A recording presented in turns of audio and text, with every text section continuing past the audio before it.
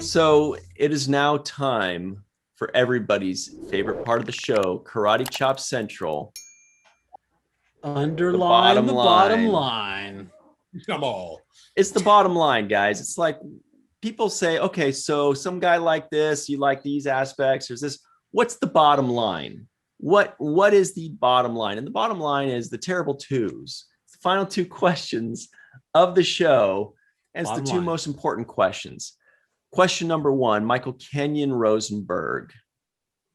On a scale of 1 to 10, what would you give The Avengers, United They Stand, Episode 1, Avengers Assemble, Part 1? Are you sure you want to ask me that question? Yes, but you have to say something very nice. Do you want me to break Rico's heart right now? Oh, Michael, you've done it before. On a scale of 1 to 10, that's why I wouldn't take it public, but I'm going to rank The Avengers, United They Stand, Avengers Assemble, Part 1 of 2, my lowest score ever. I thought so. I'm ready for it. 1.5. Wow. You set it up so good that I actually had a 1 written down, but you gave it better than I thought. So yeah, 1.5. 1.5 is pretty bad. Here's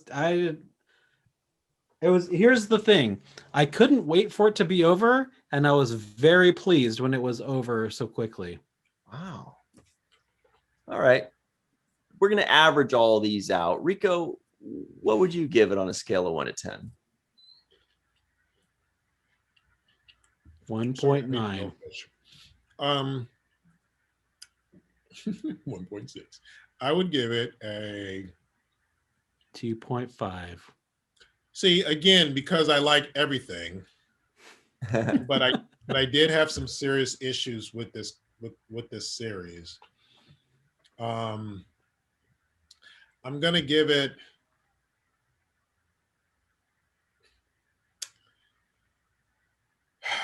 a. You should have expected this question. You've been on our show 3 or 4 times before this, so. You know, Michael, it's what you expected versus what you got. Listen, you know what you were getting when you had me on the show. Again. I'm gonna give it again because I like everything, and sci-fi will always have a curve with me. Even a scoring curve and whatnot. Mm-hmm. I'm gonna give it a very reluctant 4.5. Wowie. That is very low for you. Yeah. So if you would have asked our guest Joshua Sussman what he would have thought about your 4.5 is he would have said that you did not enjoy this show. Right. He said it should be illegal. If you don't like a show, no way. How did it go? If you like a show, he's like, I just want to make it law. Yeah, that if law, you rank something a 4, you did not like the show. I wasn't. It didn't do me. It didn't really do me like a show should do you. Do that to me one more time. Like I don't know. I'm very happy with your score, by the way. So yeah, in a world of hit and miss, I feel like it missed so much more than it hit. I think it tried too hard, and I think that was part of the problem that I really had with it. I think it tried too itself. Hard. It's like let the characters breathe the way they were meant to breathe. Don't add all these extra accessories. Unless it's like if you're gonna put all this Iron Man stuff on there, then you better have some serious Iron Man tech coming out of it. That's how I feel. I understand aesthetically they're trying to. Again, this is the 90s we're talking. It's the end of the 90s, but they're still holding on to that 90s flair. Yep. So it's all of that flash and flair that the 90s had, which is cool, but it didn't work well with this. It just didn't work well with this. That's okay. Yeah. Sorry, guys. Well, on a scale of 1 to 10, I'll tell you what I would give it. All right. This is what I've been waiting for. I had a number, and you guys didn't sway me. I'm dropping an 8. 8? 8 out of 10, 8.0. And I'll You tell gave you it- why. Wow. And I'll tell you why. Because You rank this lower than What We Do in the Shadows, or higher than What We Do in the Shadows. well, I'll tell you why. Because look, this was a 1990s Marvel superhero group cartoon. And I watched it, and that's exactly what it felt like. It was a 1990s superhero Marvel cartoon with characters, that were varied and different. Not a lot of, not too much humor. I remember the X-Men one had a lot of humor that were more misses than hits. Luckily, this one spared us of those, because if they were, you don't want to have to like laugh politely. Just leave that out. I was fine with it. I was, it was again, it was a 90s Marvel superhero cartoon, and it had all the elements that I wanted and expected, which was characters, both known and unknown to me. And it was an easy watch. It went right through. It had fights and battles, and they showed off what they were good at, so you could tell, oh, this character does this and that. There were a couple things that, I don't know, I just didn't think too deeply on it. I just enjoyed watching it. It was an easy watch. It was very palatable to me. Mike is disgusted right now. A lot of people ask, like, how can Ryan and Mike be friends when they differ so much on their opinions of things? Well, should we tell them the secret? That. The secret is that we're not. It's an act. Well, there you go. It's an act. So, Aww. what? Okay. So that's definitely the furthest apart we've ever been on something. But and usually it's switched. Usually Ryan rates things low and I rate things high, but yeah, Ryan is a kid at heart when it comes to cartoons. I just think it was I think that they accomplished what they set out to do. They didn't try to write any world beaters. They didn't try. I was just fine with it. I just thought that they wanted to write a cartoon about superheroes, and that's what they did. And there was explosions, and there was a twist, kind of, and whatever. You don't have to defend your answer. I mean, I'm fine with it. I will say this though, if I may. Yeah. In their defense, I can see why they decided to go this direction with all the stuff that I mentioned that I didn't like. Because again, this is the stuff that really, this cartoon really does define the 90s when it comes to that brand of cartoon entertainment. But I will say this, I believe it was definitely, it's obviously being Marvel, pretty much the same people who did the X-Men cartoon. I love the X-Men cartoon. Me too. Yeah, I enjoyed it too. Yeah. Yeah, I thought they were on point with so many things. Obviously, they took a few little liberties here and there with that too, but they did a really great job with it. Like, honestly, I enjoyed the Dark Phoenix storyline in the X-Men cartoon a lot more than I did in the movie. Yep. Right. But I think the X-Men cartoon is very classic. It's actually pretty iconic for what they did. Yep, I loved it. And I feel like they nailed it on so many levels. I don't think they captured lightning in a bottle twice with Avengers United They Stand. And I thought they really wanted to try to do that. They just didn't make it. So well, I gave the X-Men cartoon an 8.8 when we reviewed it. So you put it up there in the same line with an 8.8 and an 8 Avengers, is like Avengers 8. It was like X-Men Light. It felt like the same team, the same animation, the same theory of there's 7 or 8 characters, the same kind of music, the same kind of feel, but just a little less good. Okay, so I gave it was a pretty easy, that's what it felt like. It felt like I was just watching a slightly lesser version of the X-Men. We're not going to convince him, Rico. So yeah. So for the purposes of this podcast, we all had to watch the first episode of the Avengers, United They Stand. Mhm.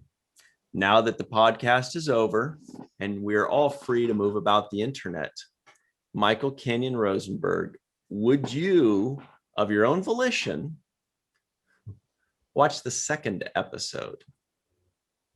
So I wrote something down before the show, and I'm going to say it to you verbatim.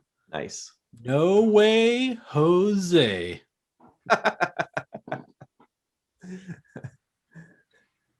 No, I'm not watching. I mean, 1.5, there's no way.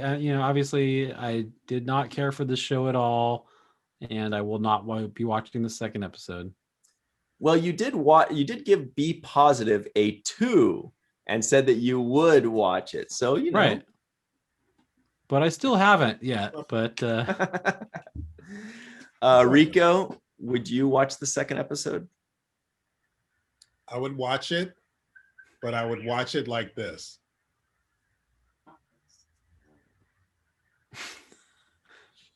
Because Smiling? again, as much as I like damn near anything, and I will always give sci-fi the curve that I feel it deserves. The curve it deserves. Curves, baby. But I would watch the second one because I would want to. I want them to get it right. I want them to win. I want this cartoon to do good.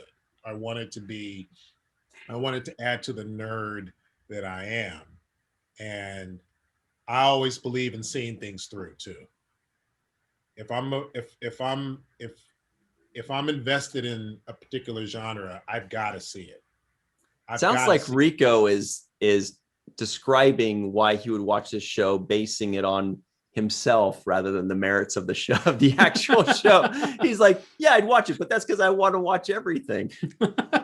Well, also I'd want to see. I want to see if there is like where the growth is going to happen with the characters. I want to see if these are all just standalones, or if we're going to see the evolution of Hawkeye in this series. I don't know. I want to see it based on that, and even if I'm not getting it from the first episode, I want to see it just based on the fact that I believe that they're going to go there. Because normally with these shows they do. Okay, works for me. I would watch the next episode. Not so much on the merits of the writing, because I'm not really interested in the story. I don't really care that much. I'm more just interested in seeing 8 different superhero characters doing 8 different superhero kind of things in battle and how they interact with each other. And I think that's just what it's going to be. If the storyline, the overarching stories happen to be good, that's just a bonus for me. But I'm happy to just watch this thing, not even for the story. Don't count on it. Yeah, I really don't have high hopes that the story is going to be that great. I'm just happy to watch, these cool, awesome superheroes battling and finding out all about their superpowers and what they can do and which ones get captured, and cool crews, 3 or 4 person crews going on this mission and that one. That's fun stuff for me. That's Ryan's favorite thing is little crews, 2 or 3 or 4 person crews. He loves to make crews. Yeah. I also think there's something really cool and nostalgic about this brand of animation where everyone's like, I'm the Vision, I'm Captain America. And even with Iron Man before, Robert Downey Jr. did, he's like, I'm Iron Man, I'm here with my armor and I'm going to fight the forces of evil. That's how everybody basically talked. And then of course the women were like, oh, Iron Man, you're so wonderful, you're so brave, you're so beautiful. And we're talking like the Scarlet Witch saying that stuff. So they had a specific type of Sounds pretty sexist, yeah. They did. You can watch it. So, there's something about that. I don't know. That makes me want to watch the others Avengers cartoons less. Yeah. It gets better. Well, I guess it's about time we close the book on this one. Basically, all 3 of us pretty much liked it. Different varying degrees of how much we liked it. And I guess that's about it. So this was fun. thank you, Rico, for always having so much Marvel knowledge for us, because I like to pick your brain on those things. Yeah. Thanks, sir. I really think that's about it, right? We can move forward with our lives. And we can say that this podcast was a cool crew. This podcast was very contentious and tertiary. It was. Dirty. This podcast is once again a nerd bowl of soup. And I always love hot bowl of nerd soup. Yeah. Hot nerdy bowl of soup. All right. Great. So everybody, please be sure to give us a like and a subscribe, hit that notification bell, and comment below if you'd like us to review any series at all, good or bad. If you think it would be funny to watch us struggle through talking about a show that sucks, go ahead and do it. You know, we'll give it a shot, and we will entertain you with our misery. Yeah. Or if you think it's a show that one of us would love and the other one would hate, that's kind of our favorite, is when we can kind of bicker like old ladies about a show. Mm-hmm. Yeah, that's exciting. We'll see you around, everybody. Don't forget what Mr. Michael Kenyon Rosenberg always likes to say to you. Don't forget to register to be an organ donor, and don't forget to watch the first of things, but maybe give the Avengers a pass. Freeze frame. Just for the credits roll.